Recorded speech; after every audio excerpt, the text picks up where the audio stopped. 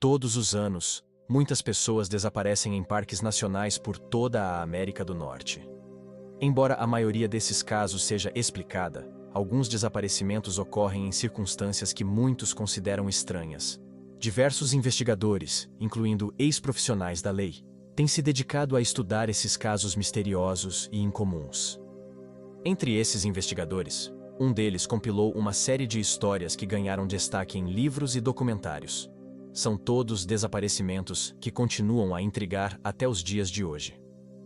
Essas histórias são amplamente pesquisadas e discutidas por diversos estudiosos e entusiastas do tema. À medida que eu inicio minha própria pesquisa sobre esses desaparecimentos misteriosos, estou selecionando alguns casos que se destacam por serem particularmente fascinantes ou incomuns. Meu objetivo é compartilhar esses relatos com vocês através de vídeos que destacam as histórias mais curiosas. Já fiz um vídeo assim, onde destaquei 5 casos que achei especialmente intrigantes. O link para esse vídeo está na descrição se você quiser conferir. Hoje, vou analisar mais 5 casos que, na minha opinião, são impressionantes e deixam muitas perguntas no ar. Mas antes de contar esses casos, se você gosta desses tipos de histórias, este é o lugar certo. Então inscreva-se no canal e ative as notificações para não perder nossos vídeos semanais e para fazer parte dessa comunidade. Certo, vamos às histórias. A primeira história é particularmente curiosa.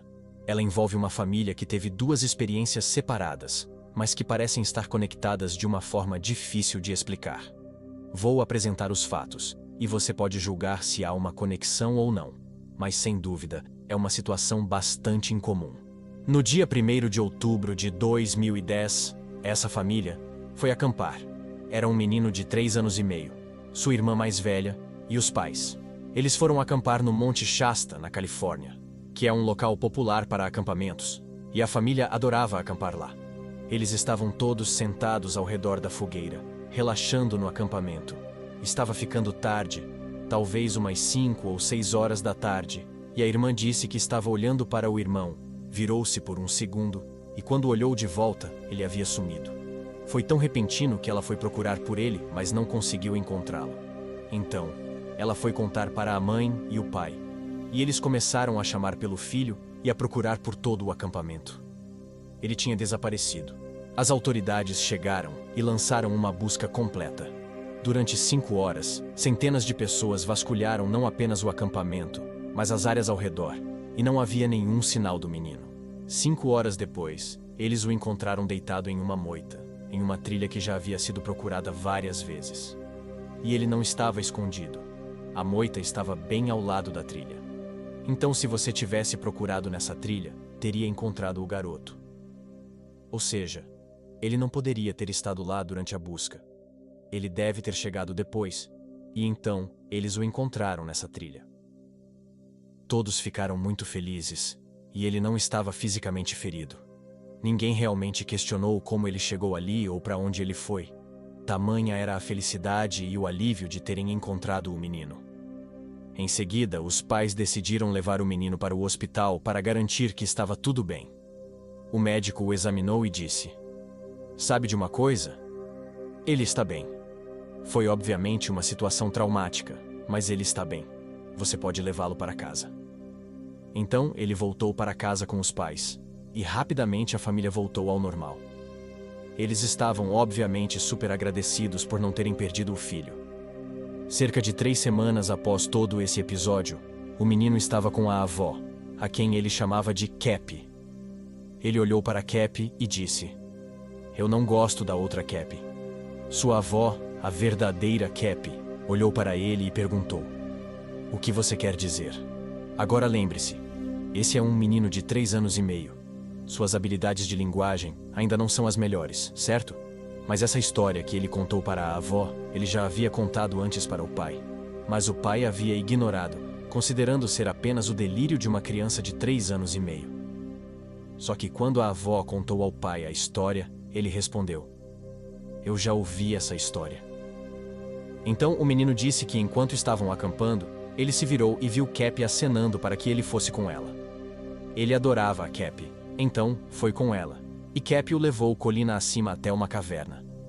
Durante todo o tempo, a verdadeira Cap, que não estava lá, não estava acampando com eles, pensou: meu Deus, alguém que se parece comigo sequestrou essa criança. Ela estava ouvindo, horrorizada. O menino disse que ela o levou até a caverna e quando entraram na caverna, ele disse que havia aranhas e bolsas, como bolsas de mulher. Ele se virou para olhar para Cap e disse que a cabeça dela estava brilhando. Foi então que ele percebeu: essa não é a Cap, essa é a outra Cap. E ele disse que a outra Cap continuava fazendo perguntas, mas ele não sabia as respostas. Então, a outra Cap ficou frustrada e disse para ele ir embora e o empurrou para fora da caverna. Ele disse que saiu da caverna e acabou na moita, e foi quando o encontraram. Quando Cap contou isso ao pai, e o pai disse: eu já ouvi essa história. Eles ficaram se perguntando: isso é tão estranho. Você acha que há alguma verdade nisso? Alguém que parecia comigo, Cap, levou o menino? Enquanto Cap e o pai do menino conversavam, Cap se sentiu compelida a compartilhar sua própria história estranha sobre o Monte Shasta.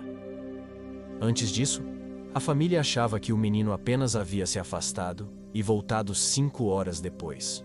Mas com a história do menino sendo meio que corroborada pelo pai, que havia ouvido a mesma história, Cap disse: tenho que compartilhar minha história agora, porque não sei se está conectada.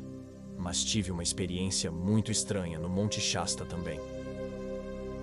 1 ano atrás, Cap foi acampar com uma amiga, e foram para um acampamento no Monte Shasta, no mesmo lugar onde o menino desapareceu. Cap disse que naquela noite, eles estavam sentados ao redor da fogueira, e estava escuro. E ela notou um conjunto de olhos na floresta, que estavam brilhando, olhos vermelhos brilhantes, disse ela. Cap e sua amiga acampavam o tempo todo. Então sabiam que poderiam haver predadores e animais por todo o lugar. Elas pegaram suas lanternas, iluminaram na direção dos olhos e eles sumiram. Não pensaram muito nisso. Ao longo da noite, os olhos continuaram aparecendo ao redor delas, e toda vez que iluminavam na direção deles, eles desapareciam. Cap e sua amiga não conseguiram ver de onde os olhos vinham. Elas não sabiam o que era. Estavam muito inquietas com isso, mas pensaram: sabe de uma coisa? Estamos nos assustando à toa. Deve ser só um animal interessado na gente. Então foram dormir. Cap dormiu em uma barraca e a amiga em um trailer. Na manhã seguinte, Cap acordou deitada na terra, fora da barraca. Imediatamente sentiu dor na parte de trás do pescoço. Ela alcançou a nuca e sentiu um corte. Não sabia o que era. Olhou para frente e viu sua amiga deitada no chão, fora do trailer, de bruços. Cap se levantou. Estava se sentindo horrível, como se estivesse violentamente doente. Cambaleou até a amiga, que também tinha uma marca no pescoço. A amiga levantou e perguntou: o que aconteceu? Elas assumiram que haviam sido picadas por uma aranha venenosa ou algo assim, porque tinham pequenas feridas de perfuração no pescoço, e isso as fez se sentir mal e desorientadas. Elas haviam saído da barraca e do trailer e terminaram no chão.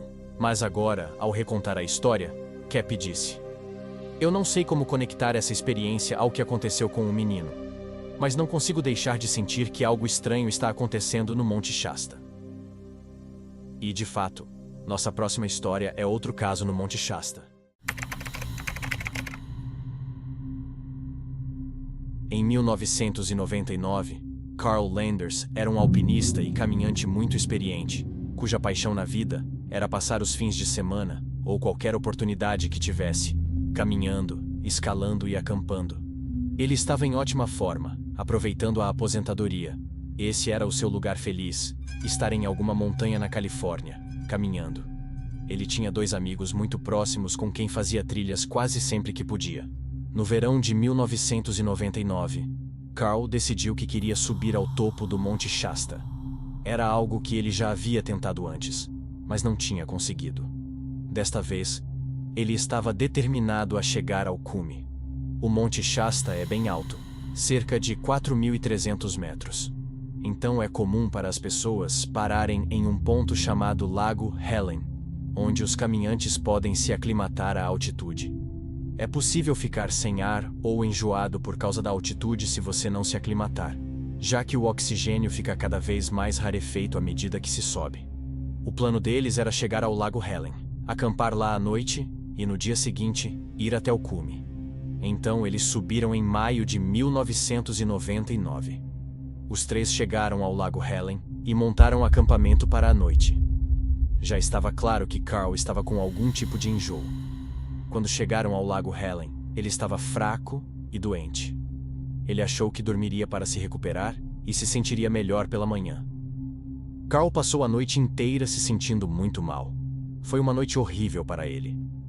No início da manhã seguinte, Carl, sendo um cara teimoso que realmente queria escalar o Monte Shasta, disse a seus dois amigos: "Olha, vou começar a subida antes de vocês. Passei praticamente a noite inteira acordado, então vou adiantar essa última parte, chegar ao cume, e depois desço e terminamos isso."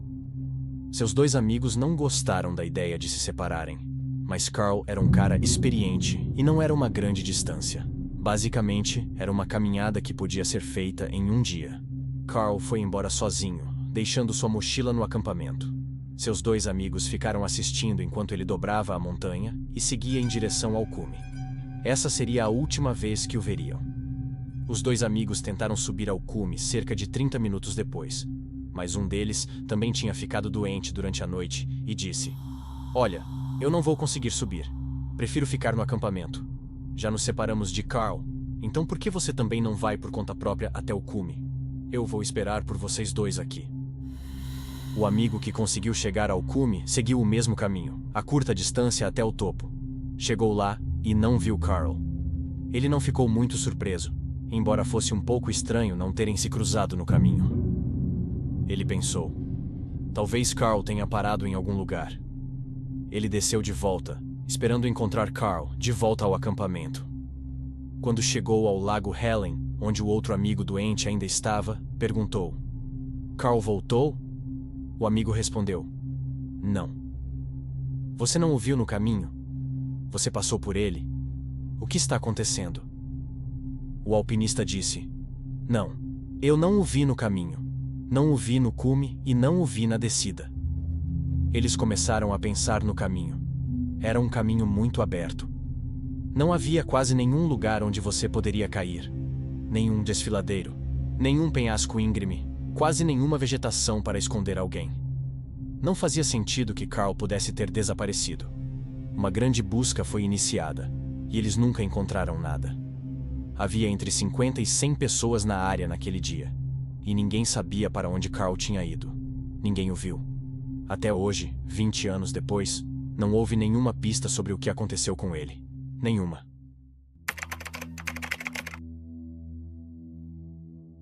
Agora, essa próxima história é realmente assustadora. Um dos fenômenos estranhos que você encontra nesses casos estudados é quando as pessoas desaparecem muito rapidamente, como se fossem puxadas em alta velocidade, arrancadas da montanha. Essa história é uma dessas. Em 2010, Eric Lewis tinha 57 anos. Ele era um alpinista extremamente experiente e tinha dois amigos muito próximos que também eram alpinistas muito experientes. Eles decidiram escalar o Monte Rainier, no estado de Washington, que é uma montanha enorme. Eles estavam fazendo uma escalada que era tecnicamente desafiadora e bastante perigosa, o que exigia que os três estivessem amarrados juntos no mesmo cabo. Enquanto faziam essa ascensão no Monte Rainier, você tinha o amigo 1 na frente, o amigo 2 no meio, e Eric Lewis era o terceiro na linha. Se o primeiro alpinista, o amigo 1, quisesse descansar, os outros dois continuavam subindo até a posição dele e faziam uma pausa juntos. Então, o primeiro da linha estava encarregado de definir o ritmo de quão rápido eles escalariam a montanha. Ao longo do dia, o primeiro alpinista parava periodicamente, e então o segundo alpinista e Eric subiam até ele e descansavam. Isso aconteceu o dia todo. Então, em um momento, eles param. Nada de estranho havia acontecido até aquele ponto. Tudo parecia normal. O primeiro cara parou, o segundo alpinista chegou até ele, mas Eric não apareceu. Então, eles puxaram a corda, que estava muito leve. Eles puxaram e perceberam que a corda tinha sido cortada. Eric tinha sumido. Eles pensaram: ok, só em uma emergência você cortaria a corda. Então imediatamente começaram a descer, pensando: nevou recentemente, então será fácil seguir seus rastros. Se ele cortou a corda, deve ter tido um motivo. Vamos seguir seus rastros até onde ele foi. Mas os únicos rastros na montanha eram os dele subindo, presos à corda. Eric estava subindo, deixando pegadas logo atrás dos outros dois. E então as pegadas simplesmente paravam. Não havia pegadas voltando. Era como se ele tivesse sido puxado da montanha. Eles começaram a descer, pensando que o encontrariam, mas não encontraram. O tempo ficou ruim o suficiente para que abandonassem a subida. Eles desceram, informaram as autoridades e uma busca foi realizada. Eles não conseguiram encontrá-lo. Eles descobriram uma caverna assustadora, a cerca de 60 metros abaixo e afastada de onde estavam escalando, que teria sido muito difícil de alcançar. Dentro dessa caverna de gelo estava o equipamento de Eric, mas não havia sinal dele. Eles nunca encontraram o corpo de Eric. E também não haviam pegadas indo até a caverna, nada em lugar nenhum. Foi como se, inexplicavelmente, o equipamento de Eric tivesse acabado dentro de uma caverna de gelo a 60 metros de distância, e o corpo de Eric nunca foi encontrado. Ninguém tem ideia do que aconteceu com ele. A última história é, na verdade, duas histórias distintas, mas juntas formam um fenômeno particular. Quando os relatos são de alguma criatura pegando uma criança, mas sem atacá-la. Em 1868, uma menina de 3 anos desapareceu abruptamente do acampamento de seu pai, no norte de Michigan. O pai percebeu que a menina havia sumido e, em estado de histeria, pediu a ajuda de alguns caçadores profissionais que estavam com ele. Eles saíram à procura da menina e, após algumas horas de busca, começaram a ouvir o que parecia a voz dela. Ela não parecia particularmente angustiada, mas era definitivamente a voz de uma criança. Eles cortaram caminho por um grande matagal e, de repente, saiu correndo uma enorme criatura, parecida com um urso, que fugiu deles. Eles não atiraram nem fizeram nada. Apenas viram esse enorme animal, que parecia um urso, correndo. Eles pensaram o pior, já que ouviram a voz da criança e viram esse enorme animal que parecia um urso fugindo. Eles continuaram pelo matagal e encontraram a menina, que estava completamente ilesa, em uma clareira no meio do matagal, onde claramente aquela criatura semelhante a um urso estava com ela. O pai ficou emocionado, pegou a filha nos braços, e ela parecia não estar machucada. Ele perguntou: "Onde você esteve? O que aconteceu?" E ela disse: "Oh, o Senhor Lobo me trouxe aqui. O Senhor Lobo me deu frutas vermelhas. O Senhor Lobo estava brincando comigo. Talvez fosse um urso, ou um lobo, mas algum animal a pegou. A levou para o matagal e não a machucou." A outra ocorrência foi em 1955, quando uma família composta por mãe, pai e seus 8 filhos estava acampando em Montana. Eles tinham diferentes barracas montadas para todos os filhos. Alguns dos filhos mais velhos estavam na mesma barraca com sua irmãzinha de 2 anos, chamada Ida May, enquanto os pais estavam trabalhando e as crianças estavam fazendo suas coisas. Os filhos mais velhos estavam sentados no fundo da barraca. E perto da entrada estava Ida May, a menina de 2 anos. A entrada da barraca estava aberta. De repente, os filhos mais velhos, com uma cara de muito medo, apareceram na barraca de seus pais, dizendo que um urso passou pela barraca, estendeu a pata, pegou a Ida May, a segurou nos braços e saiu correndo. Obviamente um urso não consegue fazer isso, mas eles falaram várias vezes: o urso saiu correndo em 3 patas, ao invés de 4, levando ela no colo. As crianças ficaram apavoradas. Acabaram de ver um urso levar sua irmãzinha de 2 anos. Elas correram até os pais e contaram o que aconteceu. Os pais não sabiam como reagir. Eles chamaram as autoridades e uma busca foi lançada. Enquanto a busca acontecia, a polícia perguntou às crianças: "Descrevam novamente o que vocês viram." As crianças disseram: "Era um urso segurando nossa irmã." A polícia não conseguia acreditar que fosse um urso. 2 dias se passaram e não encontraram a menina. A família, é claro, estava pensando no pior. Estavam completamente devastados. Então, um dos buscadores encontrou a menina, a cerca de 300 metros do acampamento, dentro de uma estrutura que claramente havia sido construída intencionalmente. Era tipo uma toca de troncos e galhos, bem ao lado da margem do rio. Ela estava dentro, completamente ilesa e perfeitamente bem. Eles a tiraram de lá e perguntaram: o que aconteceu? Ela tinha 2 anos, mas disse: o senhor urso me deu frutas vermelhas. O senhor urso ficou comigo. O senhor urso me abraçou. Até hoje não sabemos realmente se era um urso ou outra coisa, mas o que quer que fosse, não machucou a menina. E ela não se sentiu ameaçada pela criatura em nenhum momento. Não sabemos o que era essa criatura, ou qual urso seria capaz de segurar uma criança assim, mas ela se sentiu totalmente protegida por ele.